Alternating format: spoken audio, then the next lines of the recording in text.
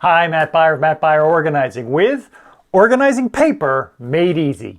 No category of things to organize gives my clients greater grief than paper. So what can you do? Let's start with what I don't recommend.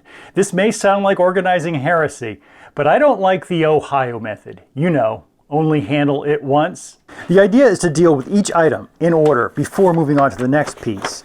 Only handle it once. My problem with this is it puts too much pressure on you to make the perfect decision, and it doesn't address the level of priority.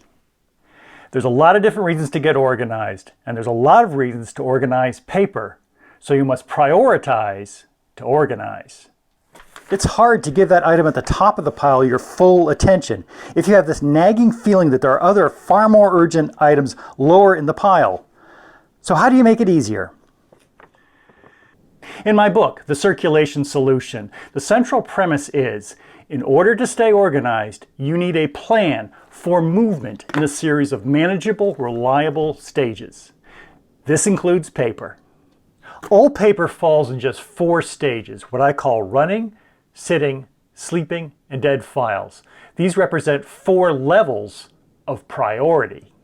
Running files are files you want to make a point of acting on. They should be out where they demand action.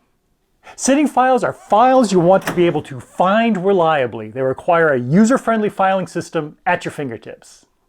Sleeping files are the files you're keeping just in case, and they're perhaps the most important stage to recognize because you can store these more remotely, and that frees up a tremendous amount of space in your home office. Dead files have lost all value and can be recycled or shredded. Now, before I go any further, perhaps you're wondering, shouldn't I just look into going paperless? Well, perhaps, but you'll still benefit from understanding the 4 stages. By discarding the unneeded, by storing the just in case more remotely, and by limiting the findable and actionable to scan. Scanning all your files can cut into your time, but the big factor to consider is trust. So I listened to the whole Save the Trees thing and tried going paperless, and I found the thing that I missed the most were the paper bills that I could spread out by due date and see. It's like looking at a clear scoreboard. Instead, I needed to create a digital reminder system, and no, I didn't want any more electronic notifications, thank you. Don't get me wrong, I've paid my bills online for years, but I can't on all of them. They need a place to go anyway. My bill prioritizing system makes my life easier, so my bill prioritizing system stays.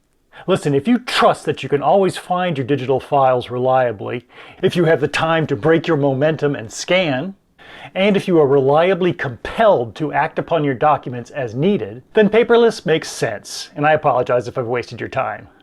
But if paper's still got a place in your life, let's get back to the 4 stages. The reason it makes sense to understand these 4 stages is that it makes the hard decisions easy at every step of the process. When the steps are easy, you move fast, and momentum makes magic. If you're starting with a large quantity and variety of paper, ignore the content and sort by size really fast.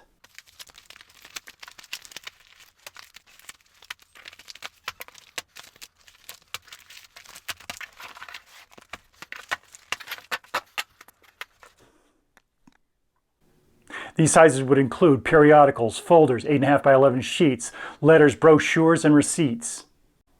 Next, you can go through each size really fast. Why? Because you have singular focus, unlike the multiple decisions required for the Ohio method. For example, you can slit envelopes really fast if you're just slitting envelopes.